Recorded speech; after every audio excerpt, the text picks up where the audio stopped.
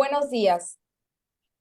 A nombre del Honorable Congreso del Estado de Sinaloa, agradecemos la presencia virtual de nuestra audiencia. Buenos días.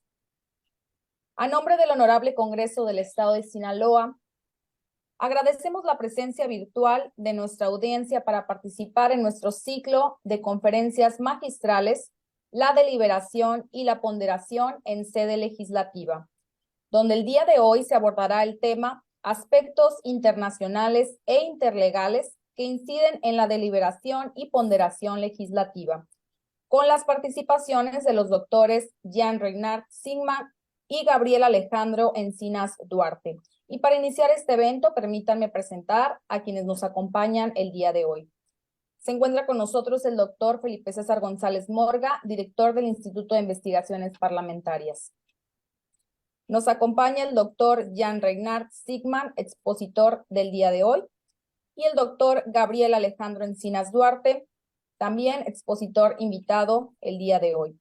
Apreciamos la asistencia virtual de los servidores públicos, docentes, investigadores y académicos, quienes podrán comunicarse con nosotros a través de las plataformas digitales de este Congreso del Estado.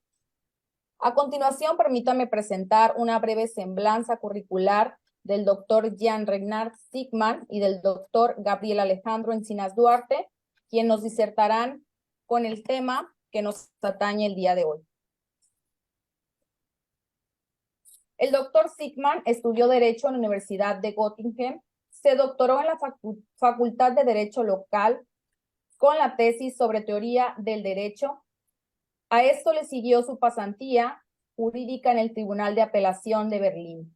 Estudió en la Universidad de Oxford por parte de una estancia de investigación. Después de su regreso a Alemania, trabajó como asistente de investigación en la cátedra Robert Alexy de la Universidad de Kiel. Bajo su supervisión, Sigman completó su proceso de habilitación y recibió la Viena Legendi de la Universidad de Kiel para las materias de Derecho Público y Filosofía del Derecho. A esto le siguieron puestos docentes en las universidades de Colonia y Friburgo.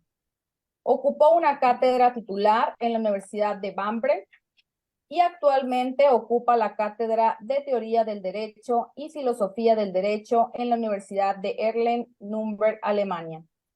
Las investigaciones de Sigman se centran principalmente en filosofía jurídica, teoría de la argumentación, teoría constitucional y derechos humanos fundamentales. La autonomía es un punto central de su investigación.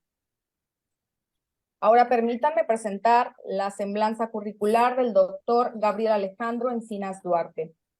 Es doctor en mención cum laude por el programa PhD in Human Rights and Global Politics de la Universidad Superior de Sant'Anna de Pisa, Italia. Es maestro con mención summa cum laude por el programa LLM in Legal Theory en la Universidad de Frankfurt del Meno, Alemania. Es licenciado en Derecho por la Universidad Autónoma de Baja California, Campus Ensenada. Es profesor de tiempo completo en la Facultad de Ciencias Administrativas y Sociales y miembro del Sistema Nacional de Investigadores. Ha sido ponente en congresos y coloquios en Suiza, Alemania, Italia, Portugal, Eslovenia y Argentina, entre otros. En 2019 condujo una estancia de investigación en la Universidad de Heidelberg bajo la supervisión del profesor Dr. Martín Borowski. Ha publicado contribuciones en revistas como Doxa, Cuadernos de Filosofía del Derecho, Revista de Filosofía del DITRO, Anuario de Derecho Constitucional Latinoamericano y en publicaciones seriadas del Archivo de Derecho y Filosofía Social. Sus líneas de investigación son popularismo e interlegalidad, dogmática de los derechos fundamentales, análisis de proporcionalidad y filosofía del derecho. Sin más preámbulo, para que nos diserten el tema aspectos internacionales e interlegales que inciden en la deliberación y ponderación legislativa, les cedo el uso de la voz al doctor Jean Regnard Sigman y al doctor Gabriel Alejandro Encinas Duarte. Adelante. Bien, muchas gracias. Sí, voy a hablar sobre ponderación en relación al pluralismo jurídico normativo, es decir, alrededor de relaciones entre diversos sistemas jurídicos. El modelo de sistemas jurídicos dotados de poder último dentro de su jurisdicción se ha visto desafiado por la aparición de una pluralidad de sistemas jurídicos, todos los cuales a su vez erigen una pretensión de autoridad y que son aplicables a los mismos casos jurídicos, por ejemplo, los sistemas constitucionales nacionales, de la Unión Europea y el sistema de la Convención Europea de Derechos Humanos. Este desarrollo amenaza la idea de que el derecho puede resolver los conflictos de forma normativamente justificada y no por mero poder político. Así, la cuestión es cómo puede adaptarse la aparición del pluralismo jurídico dentro de una teoría normativa del derecho, normativa en el sentido de que el derecho constituye un sistema justificado de normas. El pluralismo jurídico normativo requiere la existencia de diversos sistemas jurídicos que formulan pretensiones de obediencia contrapuestas. El pluralismo de sistemas jurídicos así suscita conflictos cuando sus diferentes tribunales deben decidir sobre el mismo caso jurídico. Surge entonces la pregunta sobre cómo deben actuar los tribunales en dicha situación. Son posibles distintos tipos de conflictos. Conflictos con sistemas que tienen una pretensión de jurisdicción exclusiva, que excluye la jurisdicción de otros tribunales, o conflictos entre jurisdicciones concurrentes que no excluyen a otros. Otra posibilidad es que un sistema reconoce normas de otro sistema, es decir, incorpora normas de otro sistema. Por ejemplo, la Constitución reconoce normas del derecho internacional. Sin embargo, las normas incorporadas pueden entrar en conflicto con otras normas del sistema constitucional. Entonces, ¿cómo deben reaccionar los sistemas jurídicos ante los conflictos normativos con sistemas diversos o concurrentes? Esta pregunta requiere distinguir primero entre las perspectivas de los observadores y de los participantes de un sistema jurídico. La perspectiva del observador es la forma jurídica habitual de definir las normas de un sistema jurídico mediante determinados criterios de validez jurídica. En particular, la promulgación de una norma de acuerdo con los requisitos de la Constitución respectiva. La referencia a la Constitución es típica del Estado constitucional moderno. Por otro lado, los sistemas jurídicos pueden utilizar otros criterios de validez, por ejemplo, las fuentes del derecho internacional, tal y como se define el estatuto de la Corte Internacional de Justicia, o las fuentes del derecho europeo o el derecho consuetudinario. Estos criterios son, en cierto sentido, criterios positivos. Pueden ser identificados desde la perspectiva de un observador, es decir, sin juzgar qué norma debe aplicarse y obedecerse en definitiva.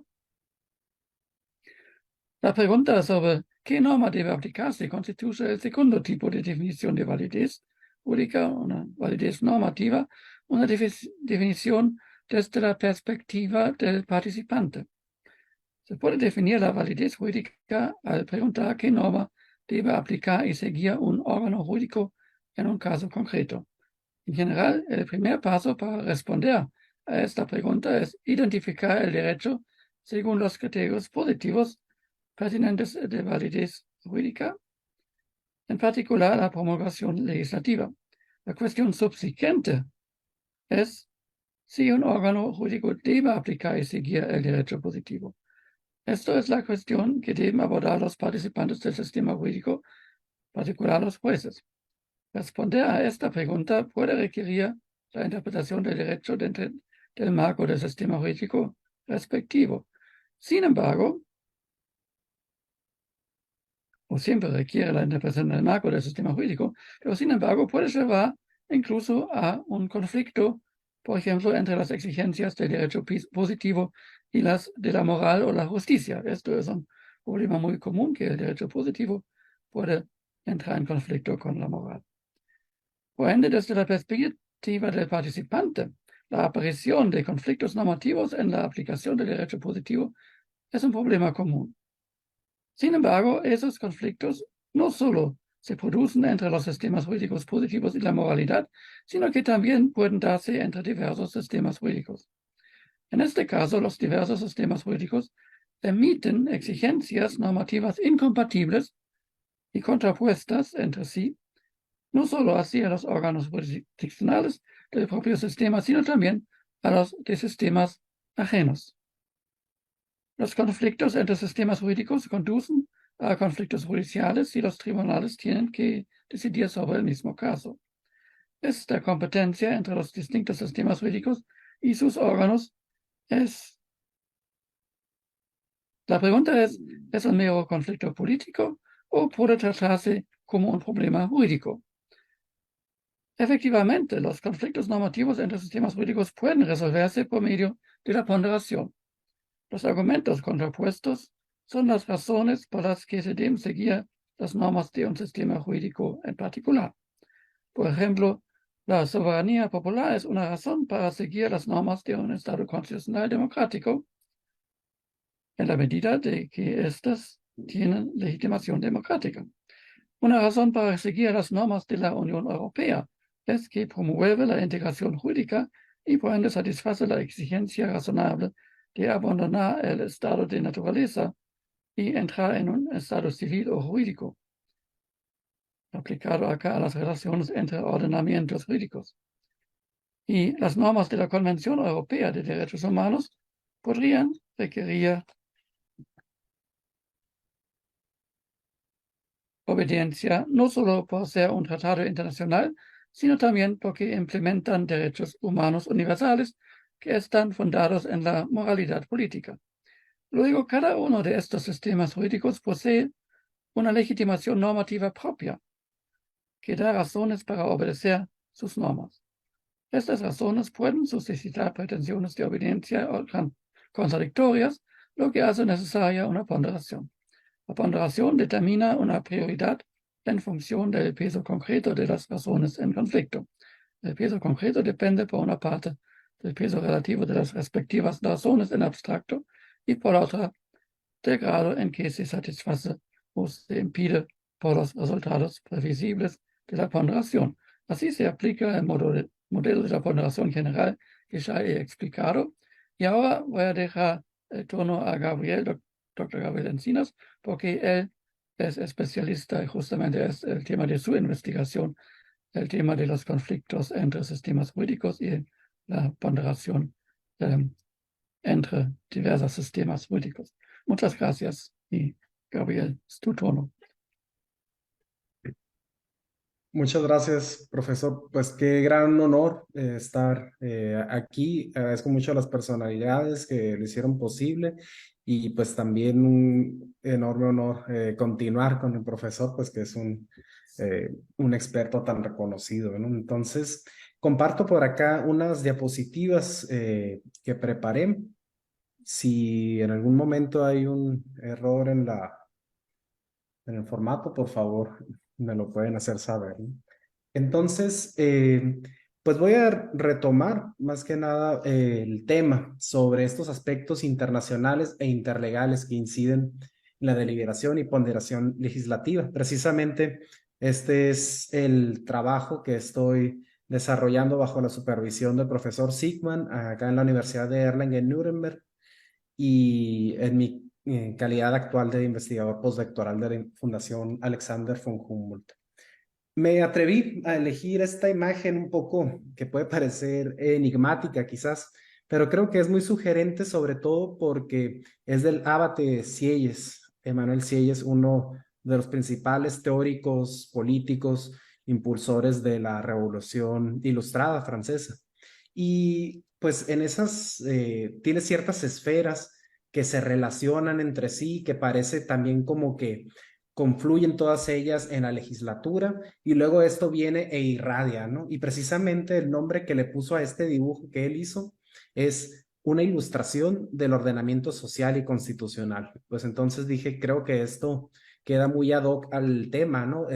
¿Cuál es el rol que juega la legislatura en estas redes o entre estas distintas esferas? Que aunque sí ellas lo hacía en el ámbito, pues en ese momento radicalmente revolucionario, constitucional, pues lo podemos aplicar en la actualidad con las distintas esferas que tenemos, ¿no? El contenido de mi presentación son 4 apartados principales. Primero, ¿a qué me refiero con esos aspectos internacionales? Esto es especialmente importante, pues poniendo en contexto, ¿no? De México, el derecho internacional y sobre todo el sistema interamericano para la protección de derechos humanos. Un segundo apartado, ¿qué quiero proponer o qué es lo que entiendo con interlegalidad? Un tercero, sobre interlegalidad y ponderación, o bien ya juntando ambos, ponderación interlegal.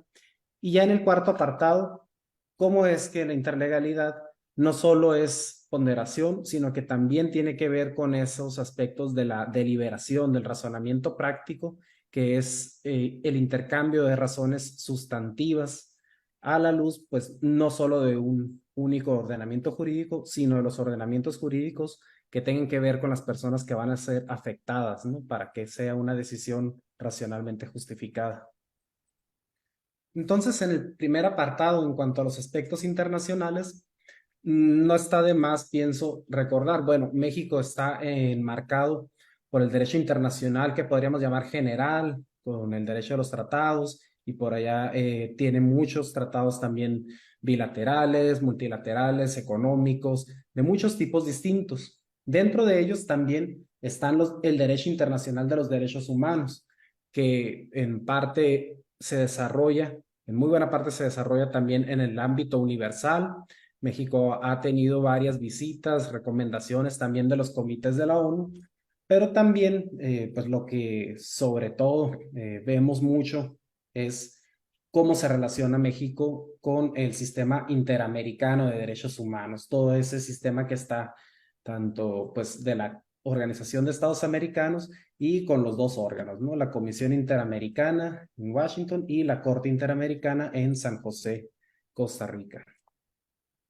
Entonces, creo que algo que siempre vale la pena también tomar en cuenta desde la partida son los primeros 2 artículos de la Convención Americana sobre Derechos Humanos. El primero, que es la obligación de respetar los derechos. En él, pues establece esa obligación que los estados adoptan de respetar los derechos y libertades que se reconocen en la Convención Americana y garantizar su libre y pleno ejercicio a toda persona que se encuentre sujeta a la jurisdicción del estado.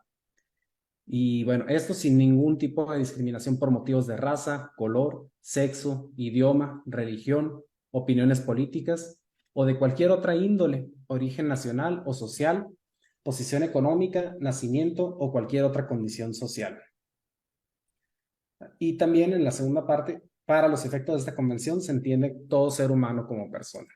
Y luego viene el artículo 2, que es sobre todo, creo que el punto neurálgico quizás, ¿no? De los aspectos internacionales que inciden en esa deliberación legislativa. ¿Por qué? Pues es el deber de adoptar disposiciones de derecho interno. Podríamos hablar de una internacionalización del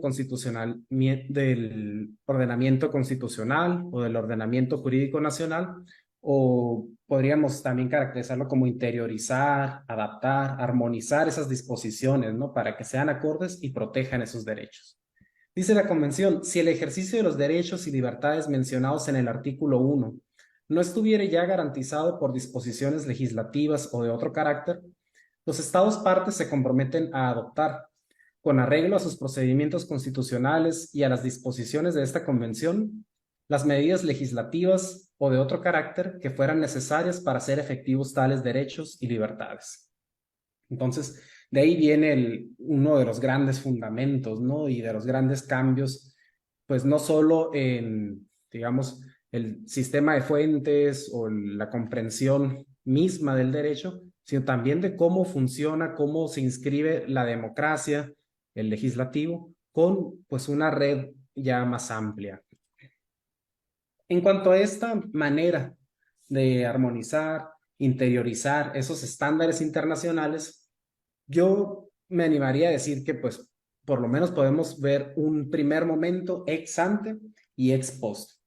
Sí, lo que tomamos como punto de referencia es pues el momento en que llegue algún asunto ya a la Comisión Interamericana, su procedimiento, a la Corte Interamericana y una sentencia, ¿no? Antes de eso, hay ciertas obligaciones, ciertas herramientas, ciertas medidas de las que se puede y se debe de echar mano. Esas serían las ex ante. Y otras, pues, que ocurren ya con la sentencia, con las medidas cautelares o según sea el tipo, ¿no?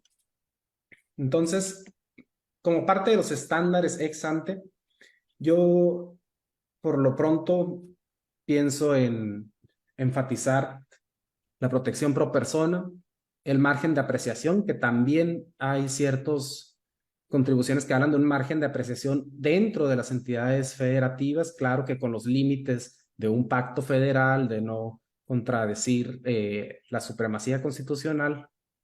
Y un tercero que sería el control de convencionalidad, pues que más bien es judicial, pero tiene ciertos complementos en otros poderes, incluyendo el legislativo. Y por otra parte, en cuanto a la interiorización de los estándares de manera ex post, por supuesto que se trata del régimen muy desarrollado, muy pionero y muy transformador, como se dice, de las reparaciones y de cumplimiento que ha dispuesto, que ha ido desarrollando la Corte Interamericana.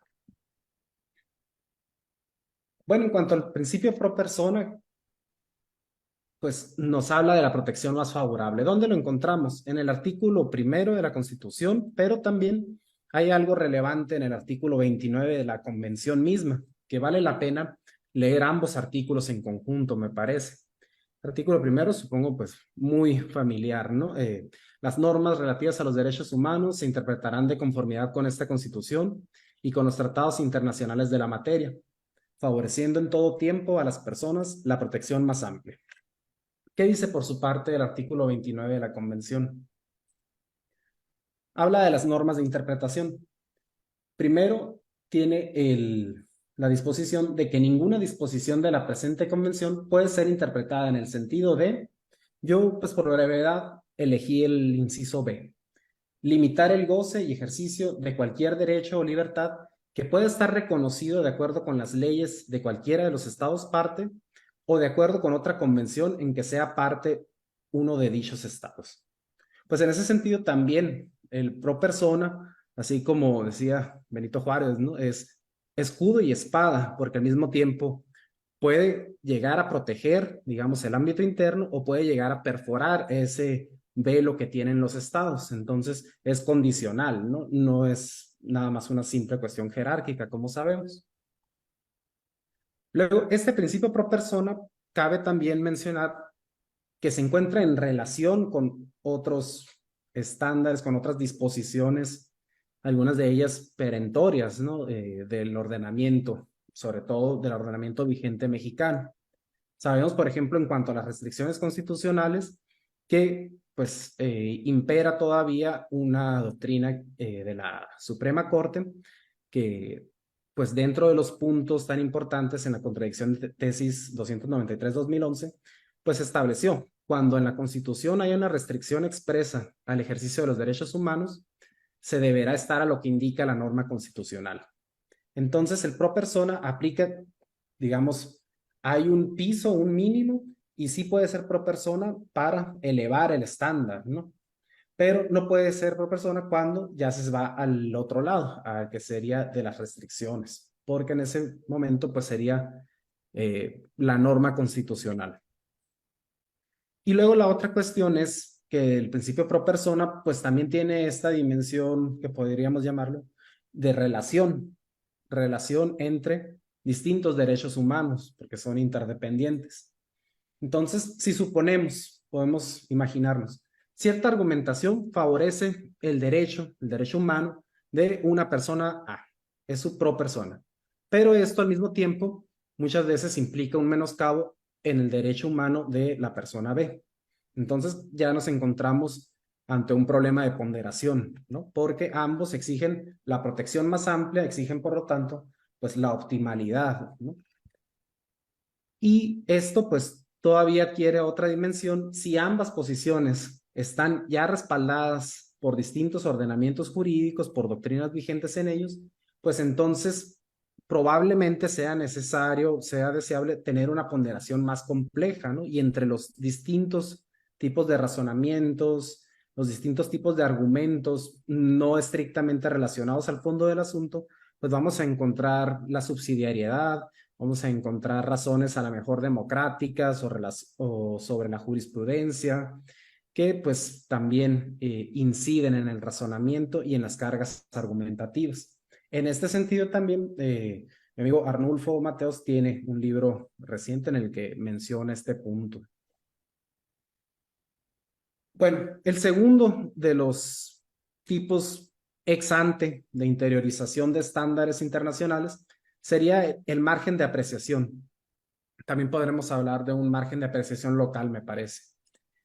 Margen de apreciación, escogí una sentencia muy reciente de 28 de noviembre de 2023 en la que el Tribunal Europeo dijera algo, ¿no? En lo que lo definiera de alguna manera. Dice, al determinarse un estado demandado cumplió con una obligación positiva de hacer, como la del caso de mérito, el que estaba resolviéndose, este tribunal toma en consideración el margen de apreciación empleado por dicho Estado en cuanto a los medios de cumplimiento y en cuanto a los argumentos aducidos por las autoridades nacionales para desplegar las conductas y que en su caso resulten razonables y proporcionales. Pues siempre va muy unido el margen de apreciación con la proporcionalidad y tiene distintas funciones. Aquí es en cuanto a las obligaciones positivas, cuando hay distintas maneras de cumplir con un derecho, con una obligación, pero bueno, es un gran tema el margen de apreciación.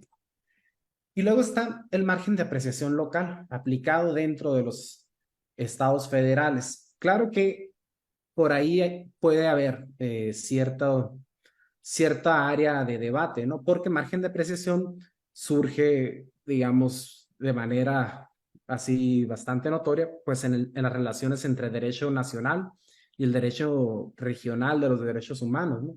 Pero, pues, por ejemplo, me parece que principalmente en Argentina es donde se ha desarrollado esta categoría, en que cada estado miembro de la federación podría tener valores, compromisos, que cabe articularse con los valores de todos los demás estados miembros. ¿Qué dice este autor, Fatauros? Bueno, de manera particular que dé sentido a las características económicas, históricas y culturales. Y esas características conformarían precisamente el margen de apreciación que se puede llamar provincial, porque hay provincias en Argentina, o pues de los constitucionalismos locales, ¿no? En México, que tenemos también constituciones locales. ¿Cómo más opera este margen de apreciación local? Bueno, no es nada más una cuestión de la teoría, sino que también está en la práctica de las dos altos tribunales que estamos mencionando, ¿no? Por una parte en Argentina, y eso lo podríamos traer también al contexto mexicano. Por el lado de la Corte Suprema de Justicia de la Nación de Argentina, pues es una serie de votos que ha ido desarrollando los jueces Rosati, Lorenzetti, que hablan que el Congreso de la Nación, por ejemplo, en este caso, de donde traje la cita, debe dictar normas de organización y base de la educación que consoliden una unidad nacional, pero que admiten un importante margen de apreciación local que se ha reservado para las provincias con la finalidad de mantener la diversidad cultural local y enriquecer al régimen federal. En este marco, la descentralización institucional es un poderoso instrumento para el desarrollo de las regiones, ciudades y diferentes tipos de actividades. Hay algo muy parecido en México que se había primero pues puesto de manera muy clara, luego se pusieron restricciones y en 2019 siempre fue la Suprema Corte que dijo, bueno, sí tienen un margen decisorio las entidades federativas. Y pues tomé una cita un poco extensa, pero creo que vale la pena, sobre todo pues tratándose de las facultades que tiene el legislativo local de desarrollar los derechos humanos, ¿no? Y cómo es que esto se relaciona no solo con el derecho constitucional federal, sino pues también con el derecho más allá del Estado. dice la Suprema Corte en pleno, que retoma aquel criterio en donde decía que son válidos los alcances e implicaciones del federalismo, la diversidad y el pluralismo, incluso en el ámbito de los derechos humanos. Antes, cuando había puesto restricciones, la Suprema Corte había dicho, bueno, en cuanto a derechos humanos, no, nada de interpretación o la menos posible, si es que es posible, pero porque esto daría un caos, un esquema diferenciado. Aquí justo están quitando esa parte que ya habían establecido. Dicen, bueno, eso del esquema diferenciado, como que nos fuimos un poco de más, sí es válido. Y en cuanto a los derechos humanos, en lo que concierne a la definición de niveles de protección de normas sobre derechos y libertades, sigue esta en pleno, así como respecto a que los niveles de protección de los derechos humanos garantizados localmente podrían diferenciarse e inclusive ampliarse sin coincidir necesariamente y en idénticos términos con los previstos en la Constitución Federal, teniendo en cuenta que, como se ha dicho, en esa materia las entidades federativas gozan de un cierto margen decisorio, porque al respecto solo están acotadas a actuar sin rebasar los principios rectores previstos en la Constitución Federal, ya sea en perjuicio de los gobernados, por violación de garantías individuales, o afectando a la esfera de competencia que corresponde a las autoridades de otro orden jurídico. Bueno, pues es como una directiva amplia que deja varias cosas a discusión, pero que reconoce, ¿no? Y sobre todo, pues es llamativo, pienso yo, porque retoma sobre todo esas facultades que tiene las legislaturas locales para desarrollar pues esas constituciones y esos derechos humanos a nivel estatal. Y el tercero de los mecanismos para la interiorización ex ante de los estándares internacionales, por supuesto que el control de convencionalidad. Bueno, este surge con un llamado muy claro al judicial desde el caso Almonacid Arellano. Perdón, aquí hay un error, es 2006, ¿no? Como dice por acá abajo. Pero bueno, ahí se afirmó que el Poder Judicial debe ejercer una especie de control de convencionalidad entre las normas jurídicas internas que aplican en los casos concretos y la Convención Americana sobre Derechos Humanos. Eso en la parte medular, ¿no? Viene ampliándose, pero sigue siendo el principal destinatario del Poder Judicial. ¿Cómo se relaciona con el legislativo? Bueno, con el tema ya entraríamos de las reparaciones, ¿no? Hay como un esquema doble en el que por una parte el Estado habría de modificar, derogar o bien anular o reformar la legislación interna que interfiera con la Convención Americana, y por otra parte, en cuanto al judicial, en tanto que eso ocurra, en tanto que se delibere y se pueda establecer una ley, unos cambios que sean también internamente legítimos, promulgados conforme a los procedimientos, pues que el judicial no aplique la normativa que esté en conflicto, ¿no? Y sobre todo cuando ya llegó un caso y cuando haya casos semejantes. Y ahí también hay otra puerta que se abre, ¿no? ¿Hasta dónde es semejante un caso a uno que ya estuvo ventilado ante la Corte Interamericana? Entra cierta argumentación, cierto razonamiento analógico. Bueno, y en cuanto a los mecanismos ex post, pues está el régimen transformador, que se le llama de reparaciones y cumplimiento. La misma Corte Interamericana, en un informe anual, hizo una sistematización pues muy buena, ¿no? De 5 tipos de estas medidas, como son medidas de restitución. Puntualmente, implican el restablecimiento, hasta donde sea posible, de la situación que existía antes de que ocurriera la violación. Medidas de rehabilitación para el bienestar, para ese tipo médico, psíquico y pues de todo tipo, lo más integral que se pueda, ¿no? Aquí pues acotando mucho, ¿no?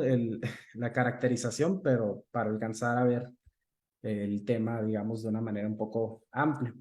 Las medidas de satisfacción, que son reparar el daño inmaterial, pueden ser disculpas públicas, reconocimiento, publicación de las sentencias, y pues que tiene que ver con esos valores tan significativos, ¿no? La dignidad de las personas que se vio afectada. Y están las garantías de no repetición, que esto pues es ya directamente, prácticamente al legislativo, ¿no? Medidas de adecuación de la legislación interna a los parámetros convencionales, capacitación a funcionarios públicos en derechos humanos y adopción de otras medidas, como pueden ser protocolos, pueden ser distintas formas de organización administrativas para garantizar no repetición de violaciones. Y por último, en los casos, como muchas veces ocurre, la obligación de investigar, juzgar y en su caso sancionar, removiendo todos los obstáculos tanto de facto y de jure que se dan en los, pues en esos casos ventilados ante la Corte. En el caso de México o en los casos de México, hay 14 sentencias en la Corte Interamericana a la fecha, incluyendo pues por ahí lo que podríamos decir un sobreseimiento, ¿no? De ración temporal y un acuerdo homologado elevado a la categoría sentencia y también supervisado igual. 7 de ellas disponen medidas legislativas directamente al Estado mexicano. Las 2 más recientes, por lo menos de rango constitucional. Y pues, por ejemplo, algo que me parece muy destacable es que la Corte Interamericana, en esas medidas, en esas garantías de no repetición, insta al Estado mexicano que dentro de esa adecuación que realice, de esas medidas que emita el legislativo, que tome en cuenta los estándares no solo regionales, sino también los estándares internacionales. Incluso en el caso Cabrera García y Montiel Flores, pues dice, ¿no? Las recomendaciones que emitió el Subcomité de las Naciones Unidas para la prevención de la tortura y que son sobre la cadena de custodia, los distintos tipos de registro que hay sin que se viole el derecho de acceso a la información, pero tampoco la protección de datos personales, ¿no? Pero de una manera que haya pues más transparencia. Entonces, pues es una manera muy, muy interesante de cómo pues la misma Corte Interamericana insta, ¿no? A que no solo delimitarse a estos 2 ordenamientos jurídicos, nacional e interamericano, sino también pues en general de Naciones Unidas, ¿no? Ahí está un aspecto de lo que se podría llamar interlegalidad. Entonces, ¿qué es eso, no? Interlegalidad, pasando ya un poco más de tema. ¿Qué es la interlegalidad? Bueno, puede ser una manera de representarse, pues como ya el derecho mismo incluye estas relaciones. Básicamente o fundamentalmente es relacional el derecho, ¿no? Porque pues así aparece lo jurídico, aparece como esa interrelación de ordenamientos y los incorpora dentro de los procesos de toma de decisión. Pueden ser procesos judiciales, pero ¿por qué no? Es muy positivo si esos procesos son generalizados, ¿no? La discusión, la deliberación parlamentaria o incluso pues los debates que pueda haber en la esfera pública con esos distintos estándares. Entonces, la interlegalidad sobre todo piensa en casos, ¿no? Por ejemplo, era, bueno, sobre la tortura, ¿cuáles son los estándares importantes y que son aplicables? Y después viene la cuestión, ok, pues son del ordenamiento nacional, del ordenamiento interamericano, del ordenamiento de Naciones Unidas, tal, tal. Bueno, después viene la cuestión de los sistemas, ¿no? En ese sentido es un método de casos, no el caso litigio puntual, sino el caso en cuanto a la materia, ¿no? El sujeto, qué tipo de características puntuales estamos viendo, cómo se deberían o cuáles son las normas que son aplicables, relevantes también. Pues hay más que una teoría, creo que se trata, digamos, tiene cierta ambición que se podría decir preteórica, al menos en el sentido de que es anterior a si elegimos monismo, dualismo, pluralismo, ese tipo de teorías, ¿no? Claro que tiene otros compromisos teóricos, pero es anterior, es decir, ok, estos son los hechos del caso, estos son los ordenamientos relevantes, ¿cómo puede estos materiales realizarse en una toma de decisiones? Esa es la interlegalidad, desde ese primer momento en que se hace ese acopio, ¿no? Ese reconocimiento o ese conocimiento jurídico de todo lo que está aplicable a las relaciones materiales de un caso en cuestión. Hay varios ejemplos, por ejemplo, casos pues que fueron muy famosos en los que colisionaba incluso el derecho internacional del mar y el derecho de las comunidades europeas y la protección al ambiente y además distintos ordenamientos nacionales de Reino Unido. e Irlanda del Norte. Ok, era una planta, ¿no?, en la que estaban vaciando desechos. A final de cuentas hubo un montón de declinaciones de competencia, pero fue el caso que rompió, digamos, ¿no?, que dijo, pues el derecho está tan fragmentado que no tenemos una manera de resolver. Bueno, la interlegalidad reconocería eso sin decir que está fragmentado. Podría decir, ok, ¿por qué no toma en consideración todas las normas aplicables, ¿no?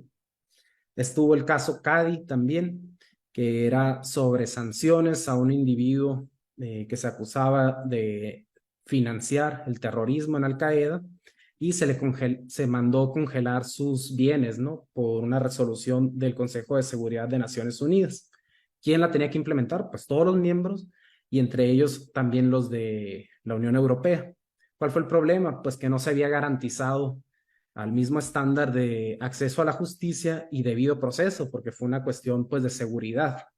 Entonces ahí fue el asunto, ¿no? Ok, está esa obligación para cumplir con la resolución del Consejo de Seguridad de Naciones Unidas, pero por otra parte está el principio fundante, si queremos verlo así, del acceso a la justicia en la Unión Europea. ¿Cómo podemos resolver esa contradicción? Bueno, también es un caso de los paradigmáticos así de interlegalidad. Están casos en los que por esa relación, ya de manera más reciente, de ordenamientos jurídicos, surgen nuevas categorías, por ejemplo, la de los refugiados climáticos, que no se le dio la razón, digamos, a Teitiota, Ioane Teitiota, pero se reconoció que sí era necesario juntar, por así decirlo, el derecho sobre refugiados y sobre protección ambiental, porque pues son cuestiones que materialmente se interrelacionan. Y por supuesto, pues también podríamos agregar, ¿por qué no?, casos muy recientes, ¿no? Son Paxle, García, en que pues están esos distintos ordenamientos, razones constitucionales, pero al mismo tiempo están los derechos humanos que trascienden el mero ordenamiento nacional. Entonces, todo eso es interlegalidad y muchos otros casos cotidianos, si lo queremos ver, ¿no?, en que se cruzan las fronteras, en que son aplicables normas de más de un solo ordenamiento jurídico. Y ya después está la cuestión, ok, ¿realmente puedo aplicar todas? Hay unas que tienen mayor peso, ¿cuáles son? ¿Cómo lo podemos justificar? Es una cuestión pues bastante compleja, como lo dice el profesor Sigman, en que intervienen razones no nada más de méritos, de fondo del asunto, sino también razones sobre por qué tiene legitimidad esa autoridad, por qué tiene legitimidad ese procedimiento de toma de decisión jurídica. ¿Cómo va evolucionando esta idea de la interlegalidad? Bueno, creo que se puede decir que hay estos fases, ¿no? Del derecho estatal exterior, que sería a lo mejor la formulación pues más hermética, más cerrada de este tema de las relaciones entre derecho nacional e internacional. Luego surge el dualismo primero, después del dualismo surge el monismo, después del monismo surge el pluralismo y después del pluralismo la interlegalidad. Y a final de cuentas la interlegalidad, como lo decía, tiene la pretensión de no necesariamente ser una teoría al mismo, digamos, que aparezca en el mismo momento que las otras, sino que sea previa, ¿no? Que aparezca desde que reconocemos las normas aplicables, desde que estamos escuchando los casos, los hechos y estamos identificando, pues hay un estándar aquí, hay otra norma por acá, todo eso ya sería interlegalidad. Entonces, de manera muy breve, derecho estatal exterior. Esto era la manera en que Hegel, pues de manera muy perspicaz, ¿no? Y que a final de cuentas, claro que tiene razón en cuanto a que la voluntad del Estado sigue siendo un criterio constitutivo del derecho internacional, pero no el único, ¿no? Y a lo mejor no incondicional. Entonces, pues por ahí habla, ¿no? De cómo, a final de cuentas, esto dependería de la voluntad soberana particular. Y en el lenguaje de Hegel y también en la traducción está tachado de accidentalidad, de contingencia. Si hay voluntad, entonces se puede dar esas relaciones entre estados, esas relaciones internacionales en derecho. Si no, pues no va a existir el derecho internacional, ¿no? Si eso lo vemos en contexto también de Hegel, que pues en ese momento él confiaba mucho en la formación de los funcionarios públicos, no veía de manera clara aún el desarrollo de un control judicial, de la democracia en su extensión, pues sí es una visión que resulta más restrictiva, ¿no? Ya de ahí, pues parece más progresivo el dualismo, porque el dualismo dice, el derecho estatal y el derecho internacional, los dos existen digamos, con su propia licencia, ¿no? Por su propio derecho, ¿no? La cuestión es cómo se relacionan o no. Para Trippel, por lo menos en esta frase muy famosa, pues no necesariamente podían ocurrir contradicciones, porque para él el derecho internacional y el derecho nacional conforman dos ámbitos que a lo sumo se llegan a tocar, pero no intersecan, no crean esos conflictos, porque derecho internacional en ese momento, finales del siglo XIX, pues nada más relaciones entre estados, estrictamente, y derecho nacional sería Estado y las personas jurídicas. Después del dualismo viene otro gran avance que sería el monismo. Y a mí me llama mucho la atención que Kelsen, al hacer este argumento por el monismo, a lo que apela precisamente es al conocimiento jurídico. Él dice, bueno, es que nosotros tenemos conocimiento jurídico de que sí existen esos conflictos, de que sí hay contradicciones entre derecho internacional y derecho nacional. Y si no queremos llegar al absurdo de negarle la calidad de jurídico a uno o al otro, pues tenemos que reconocer ese conflicto, ¿no? Entonces, así es la manera en que entiendo yo esta cita que dice, en tanto el conocimiento jurídico pretende captar el derecho, caracterizado como derecho internacional, así como también al material que se ofrece como derecho de un Estado particular como derecho, tiene que hacerse cargo de la tarea, igualmente que lo hace la ciencia natural, de exponer su objeto como una unidad. El criterio negativo de esa unidad es la falta de contradicción. Entonces, este es como el argumento lógico o epistémico de Hans Kelsen, ¿no? Que a lo mejor es, bueno, podríamos caracterizarlo de muchas maneras, pero por así decirlo, es como de un orden distinto que el material de entrada, ¿no? Luego está la teoría del pluralismo, que es pues mucho más amplia en muchos otros contextos y por lo menos para John Griffiths consiste en un estado de cosas empírico que es la coexistencia en un grupo social de ordenamientos jurídicos que no pertenecen a un único sistema jurídico. Claro que después está la cuestión, bueno, ¿qué es lo que Griffiths está entendiendo por sistema jurídico, por ordenamientos jurídicos distintos? ¿Y por qué tomaba una postura por ahí de que si el Estado reconocía al otro ordenamiento, entonces era como que un poco menos auténtico, ¿no? Porque para él era, los dos existen en sus propios términos. Hay muchos puntos de discusión. Él trataba sobre todo desde el lado sociológico, antropológico, y después esta teoría del pluralismo jurídico fue migrando, ¿no? Para dar cuenta del derecho transnacional y global, para dar cuenta del derecho de las comunidades, después Unión Europea, y a final de cuentas, pues prácticamente en todas partes, ¿no? Pluralismo jurídico, pero pues así es como se fue, digamos, expandiendo. Uno de los progenies, digamos, de los derivados del pluralismo jurídico es el desarrollo, que primero lo hizo de Sousa Santos en 1987, de la idea de la interlegalidad. Ahí en ese artículo, Boaventura de Sousa Santos decía que vivimos una época con diferentes espacios jurídicos superpuestos, interpenetrados y mezclados en nuestras mentes y acciones. ¿Qué es lo que él estaba pensando? Bueno, sobre todo, cómo es que las comunidades que podríamos considerar que han estado marginadas, que han tenido que desarrollar sus sus variedades informales de relaciones jurídicas, encuentran la manera de navegar esa complejidad. No sé, si pensamos en derecho indígena y derecho oficial, ¿cómo es que se podían bien, de alguna manera u otra, canalizar esas exigencias de justicia, ¿no? Pero tenía un elemento más bien estratégico, parecido a lo que se llama el forum shopping, ¿no? Ya la interlegalidad de una manera pues bastante distinta y que es de la que he partido en cuanto a esa parte de mi proyecto es la que desarrolla Gianluigi Palombella. En uno de los pasajes de esta obra de 2019, él menciona lo siguiente, ¿no? Que existen situaciones en que la norma aplicable y que controla un caso deriva de un contexto distinto y de otro régimen jurídico. No es de mi estado, no es de mi ordenamiento, es de otra parte, pero es para el caso que se está ventilando entre mí.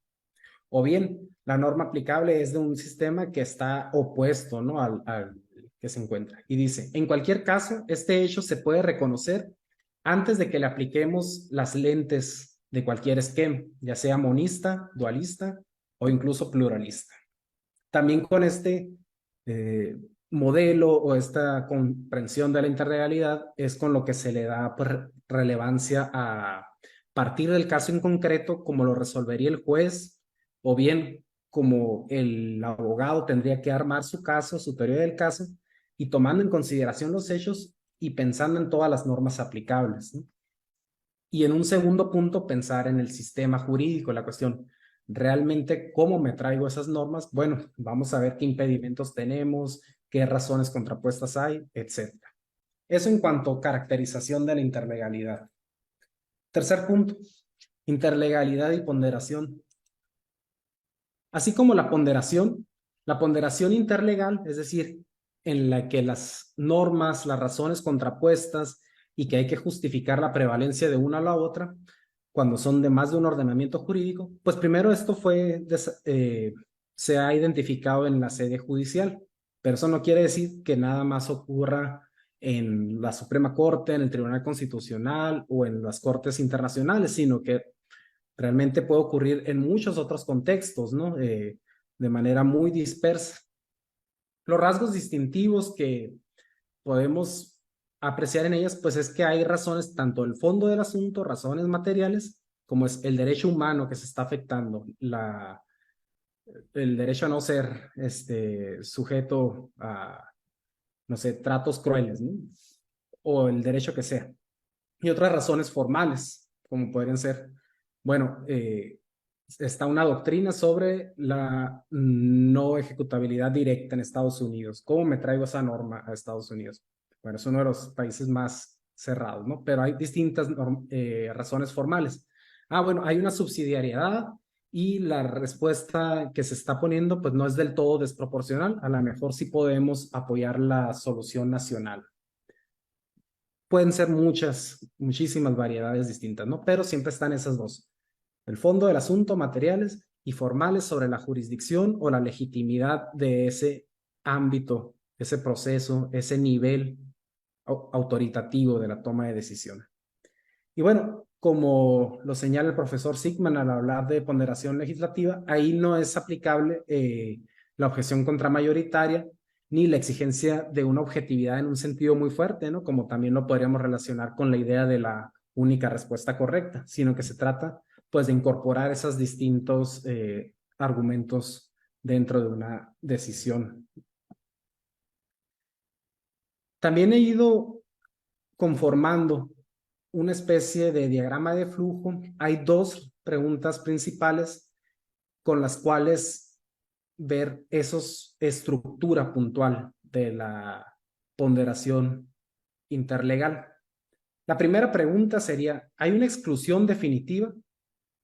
A mí se me ocurre que algo que actúa de manera muy parecida a una exclusión definitiva, si estuviéramos en ese punto, que tampoco es en todos los casos ni de manera tan expansiva, pero pues tener restricciones textuales y que además la Suprema Corte ya las haya reconocido como tales en el caso de mexicano, pues bueno, ahí probablemente tendríamos que confinarnos, ¿no? Si se puede, pues a dar los argumentos relevantes, a desarrollar el derecho lo más que se pueda sin contradecir esas restricciones. Pero si no hay exclusión definitiva, que es en el resto de la gran mayoría de los derechos humanos y de los otros bienes colectivos. La segunda pregunta que tenemos que hacernos entonces es, ¿ya existe un rango formal, ciertas presunciones de convencionalidad? Bueno, esto ocurre en los sistemas multinivel, ¿no? Cuando ya hay un tratado, cuando hay un mismo conjunto de normas que se van a aplicar por los distintos sitios. En ese caso, pues por ejemplo, si ya se firmó el tratado, si existe la presunción de que los estados parte están cumpliendo con la convención, a menos que pues se demuestre que realmente está siendo totalmente insuficiente o que está cometiendo violaciones a esas obligaciones. Si no existen esos rangos formales, entonces probablemente estamos ante supuestos como aquel de los desechos nucleares, ¿no? En que se relacionaron unos ordenamientos jurídicos muy distintos, o también el caso de Giovanni Teitiota, se relacionó el derecho de refugiados con la protección del ambiente por las características del asunto en sí y no necesariamente porque es parte de una estructura multinivel. Y también ahí hay ciertos asegúnes que creo que queda mejor si lo vemos de esta otra manera, ¿no? Entonces hay estructuras multinivel cuando ya existe un tratado, un mismo conjunto de normas. Sin embargo, esos rangos formales, esas presunciones de que sí se está cumpliendo, de que tal sitio en principio es quien puede tomar las decisiones, no son incondicionales, sino que están sujetas también a una revisión. Entonces hay un conjunto de estándares que se espera aplicar en común. Existe una carga de presunción ante los argumentos que vayan en contra de aplicar ese rango formal o presunción y se suelen aplicar doctrinas de interfaz como lo son el margen de apreciación, la protección equivalente, los contralímites e identidad constitucional y la revolución de actos que pueden ser más allá de las competencias en un sentido material o cuando son competencias concurrentes. Por otra parte, están las constelaciones horizontales cuando no existe ese tipo, digamos, ya de tratado, un sistema multinivel, sino que la conexión es por el fondo del asunto y su racionalidad. Sin embargo, por ejemplo, como ocurre actualmente en la Organización Mundial del Comercio o con el derecho internacional de las inversiones, a veces se dice, bueno, pero no tomes en cuenta las razones ajenas porque no creamos para eso el tratado, no creamos para eso el órgano de solución de conflictos. Entonces, hay perspectivas encontradas que son muy debatibles, ¿no? Pero bueno, apuntar eso. Ahí las doctrinas de interfaz son otras. Sobre todo, pues, más que doctrinas serían cláusulas generales y de excepción. Por ejemplo, incorporar excepciones de política pública para que no sea nada más la racionalidad económica, sino otro tipo de bienes que merecen protegerse, ¿no? O llamar la atención a la armonización entre los estándares de libertad de expresión en línea y los de los distintos sistemas de protección de derechos humanos, el compliance de las empresas en general, el trato justo y equitativo para los inversionistas, entre otros. Y ya por último, a manera de conclusión sobre todo, cómo la interlegalidad apoya o cómo va de la mano de la deliberación parlamentaria. Pues sobre todo de esta manera, ¿no? Creo que por eso me llamaba mucho la atención la imagen al inicio, cómo es que crea un reflejo, cómo es que pues amplifica también, ¿no? Como si fuera un prisma, amplifica esas distintas normas que ya están y pues abona para ese estándar de la justificación racional, que es incluir la perspectiva de todos los afectados, reforzar los motivos detrás de cierta iniciativa, los motivos por qué no se acepta cierta iniciativa y que puede, pues, no necesariamente blindar, pero sí hacer más fuerte el argumento y el argumento legislativo en el momento de que hay algún tipo de escrutinio. También para ampliar conforme a los estándares regionales y para incorporar no solo los estándares regionales, sino también estándares universales o incluso de otras materias, ¿no? Como pueden ser eh, económicos o de regulaciones transnacionales, también, ¿por qué no?, pueden incorporarse en la deliberación parlamentaria. Entonces, eso en cuanto a la relación de la interlegalidad y la deliberación. Y pues bueno, por mi parte, aquí lo dejaría. Les agradezco muchísimo su atención. Dejo mi correo por acá. Pues muy honrado de haber podido participar y pues de nuevo, muchas gracias. Muchas gracias, doctor.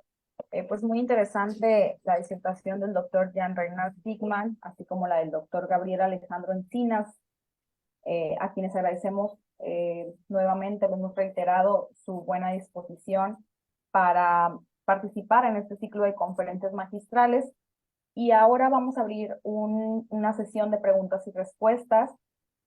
Para tal efecto, pregunto a quienes se encuentran en la sala si tienen alguna pregunta, algún comentario, podrán hacerlo en este momento.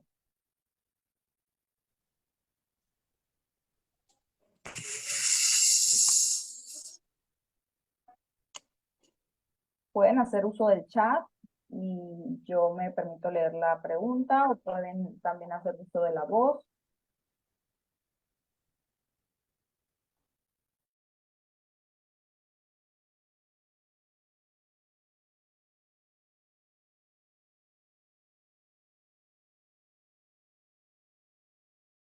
Bien, creo que no hay dudas entonces. Ha quedado muy claro el tema. El doctor Jesús no quería preguntar algo. Es duda.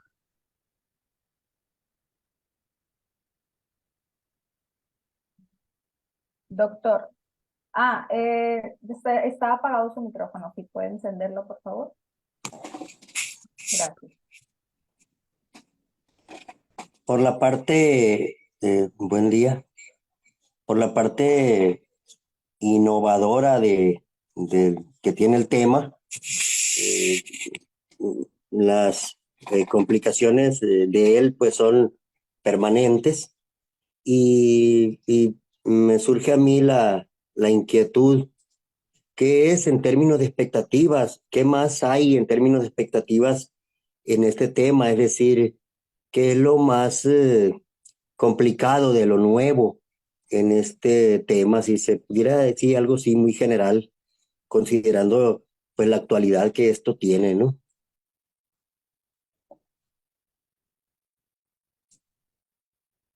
Gracias. Si gustan responder o hacer algún comentario a su pregunta, adelante. Sí, no sé si el profesor Sigman gusta hacer un comentario o voy adelante y quizás... No, no, por favor, Gabriel. Bueno, pues ciertamente pienso yo que es un tema que vale la pena investigarse porque a lo mejor no hay tanto ya hecho, ¿no? Y por eso es una oportunidad, pero también, sobre todo, porque veo un ámbito práctico importante, lo que no quiere decir que esté exento de problemas, ¿no?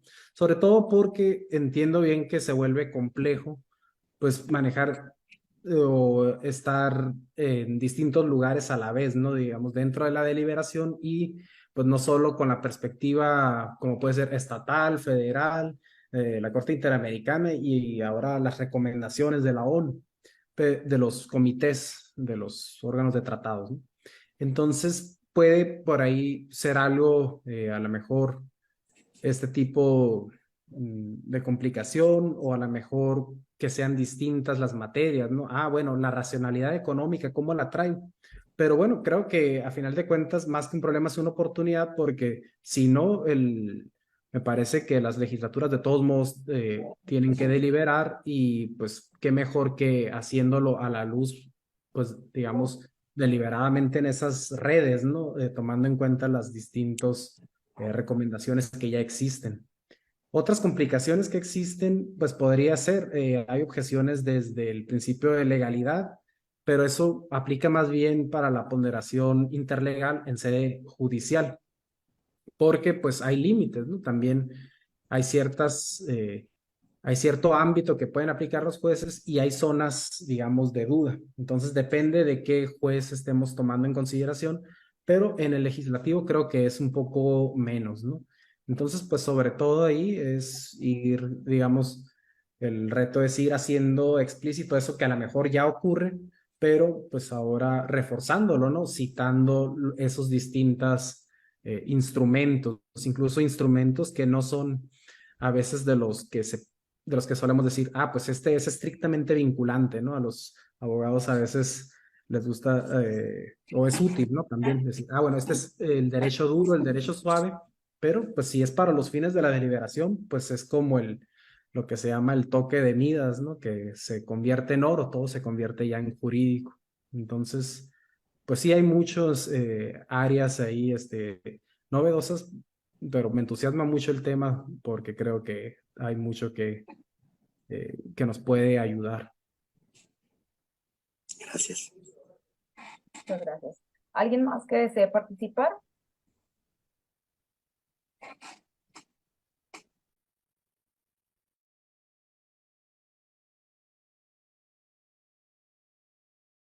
A mí, Tania, me gustaría participar. Sí, adelante. retomando la conferencia del día miércoles del doctor Sigman, él expuso un concepto que se refería de la cultura de la autoridad hacia la cultura de la justificación. Se expresó que eso es común en el ámbito local, nacional e internacional. Y vemos que esas decisiones que se toman en los poderes legislativos, en esos distintos ámbitos, pues finalmente impactan en la sociedad. Y muchas veces quedan dudas sobre esa toma de decisiones que se dan. De tal forma que me gustaría conocer su opinión sobre la importancia que tiene de ir practicando para pasar e ir fortaleciendo esa cultura de la justificación para conocer la opinión que tenga al respecto. Si pudiera profundizar un poco más sobre la importancia que tiene pasar a ese tipo de cultura. También, por otra parte, me gustaría preguntarle al doctor Gabriel sobre lo que ha expuesto. En un primer momento es referente a el tema de la protección de los derechos humanos en el sistema interamericano. Vemos que hay un principio muy importante que es la expeditez de la justicia. Y en muchas ocasiones se agotan las etapas a nivel nacional, luego se acude a la Comisión Interamericana de Derechos Humanos y si es necesario a la Corte Interamericana de Derechos Humanos y vemos que hay casos que tardan 15 años o más en resolverse. Entonces, creo que eso hace más compleja la reparación de los daños que pudieran existir. ¿Qué se pudiera hacer o qué elementos se podrían retomar para que fuera más expedita la justicia? Y otro comentario para hacer una pregunta es el tema de la importancia que tienen los congresos locales para legislar en materia de derechos humanos. Por dar algunos ejemplos. En el caso de Sinaloa, se legisló primero para garantizarle el voto a la mujer, que a nivel federal o a nivel nacional. También en la Constitución de Sinaloa desde 1922 se garantiza a la ciudadanía que puedan presentar iniciativas ante el Congreso, situación que se dio en el ámbito federal o nacional hasta 2014. Vemos que en el ámbito local se puede en algunas ocasiones avanzar más en el tema de derechos humanos. Entonces, si nos podrías comentar y profundizar sobre la importancia que tiene esa materia, ese ámbito. De tal forma que esos serían los comentarios y preguntas.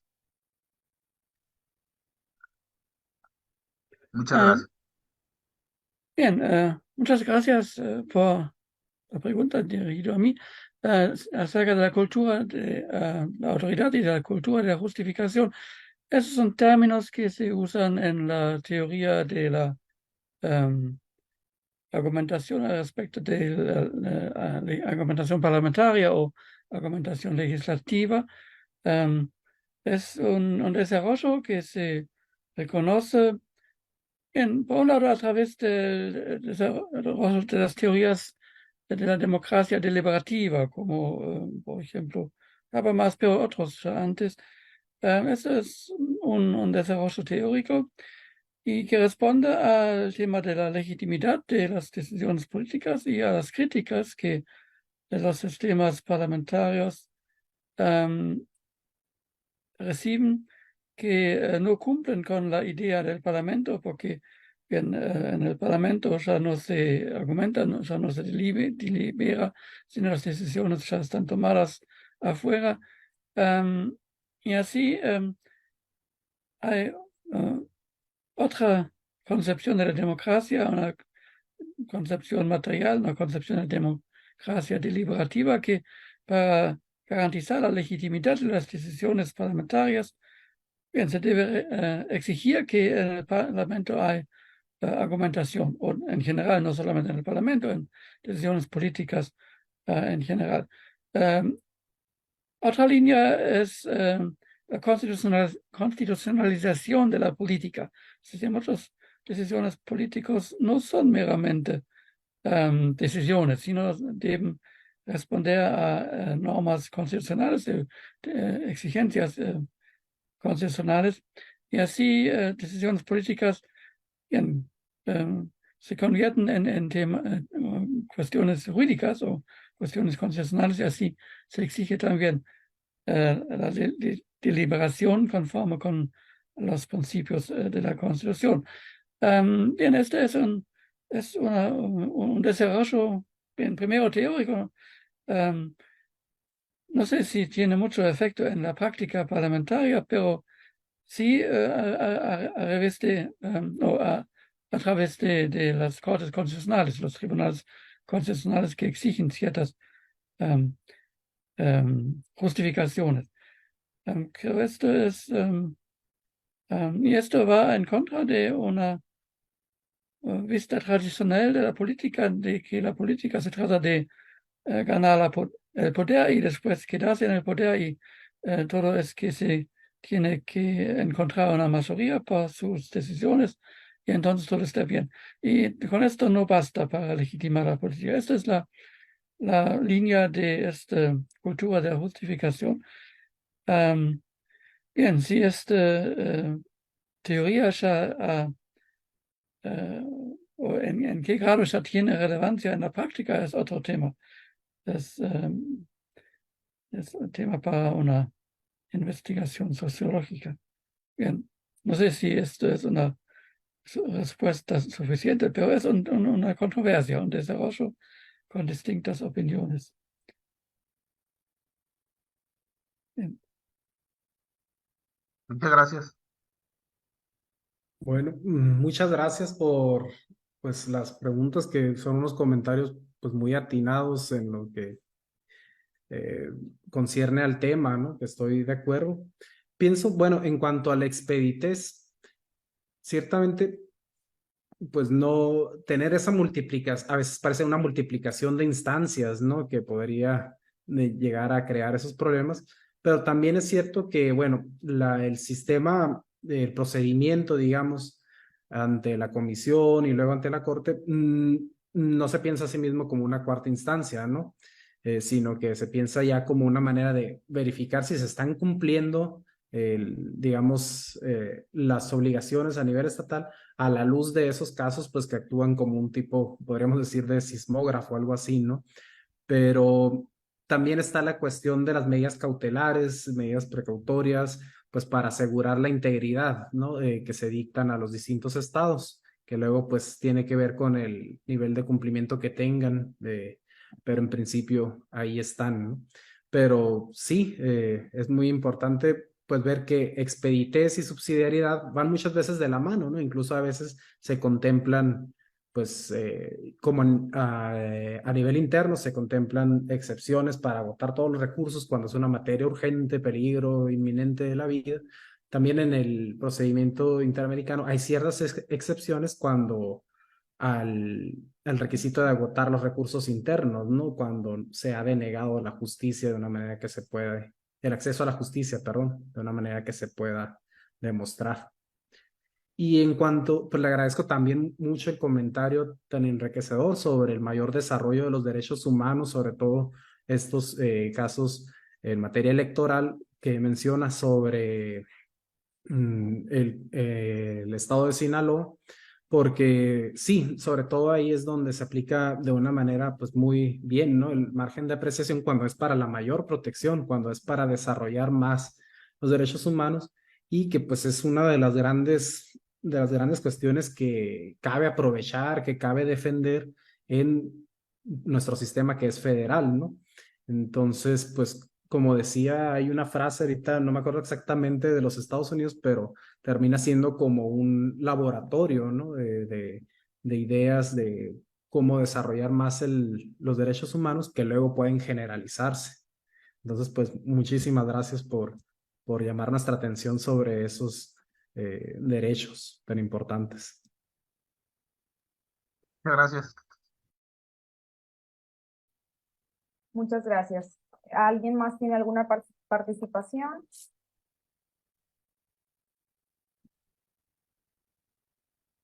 Muy bien, entonces damos por agotada la sesión de preguntas y respuestas.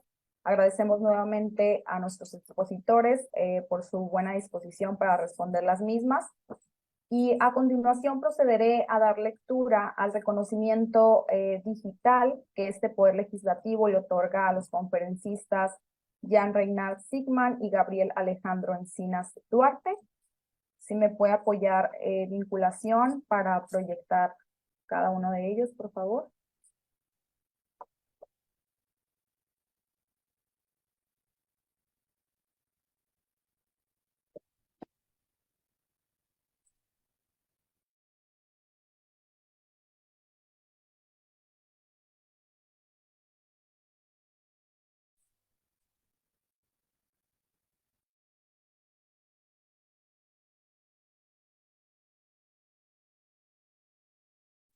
Muy bien. El Honorable Congreso del Estado de Sinaloa, a través del Instituto de Investigaciones Parlamentarias, otorga el presente reconocimiento al doctor Jan Reinhard Sigman por su participación como expositor en el ciclo virtual de conferencias La deliberación y la ponderación en sede legislativa, llevado a cabo los días lunes 4, miércoles 6 y viernes 8 de diciembre de 2023, transmitido a través de las plataformas digitales de este Congreso del Estado. Firman el ingeniero José Antonio Ríos Rojo, secretario general del Honorable Congreso del Estado de Sinaloa, y el doctor Felipe César González Morga, director del Instituto de Investigaciones Parlamentarias, Culiacán, Rosales, Sinaloa, a 8 de diciembre de 2023.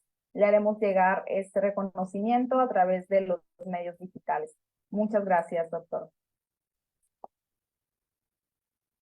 A continuación, me permito dar lectura al siguiente reconocimiento. El Honorable Congreso del Estado de Sinaloa, a través del Instituto de Investigaciones Parlamentarias, otorga el presente reconocimiento al doctor Gabriel Alejandro Encinas Duarte por su participación como expositor en el ciclo virtual de conferencias La deliberación y la ponderación en sede legislativa, con el tema Aspectos internacionales e interlegales que inciden en la deliberación y la ponderación legislativa, llevado a cabo el día viernes 8 de diciembre de 2023, transmitido a través de las plataformas digitales de este Congreso del Estado. Firman de igual forma el ingeniero José Antonio Ríos Rojo, secretario general del Honorable Congreso del Estado de Sinaloa, y el doctor Felipe César González Morga, director del Instituto de Investigaciones Parlamentarias. Culiacán, Rosales, Sinaloa, a 8 de diciembre de 2023. Enhorabuena, pues muchas gracias. Y para concluir este ciclo virtual de conferencias magistrales, le cedemos el uso de la voz al doctor Felipe César González Morga, director del Instituto de Investigaciones Parlamentarias, para que clausure este evento. Adelante, doctor.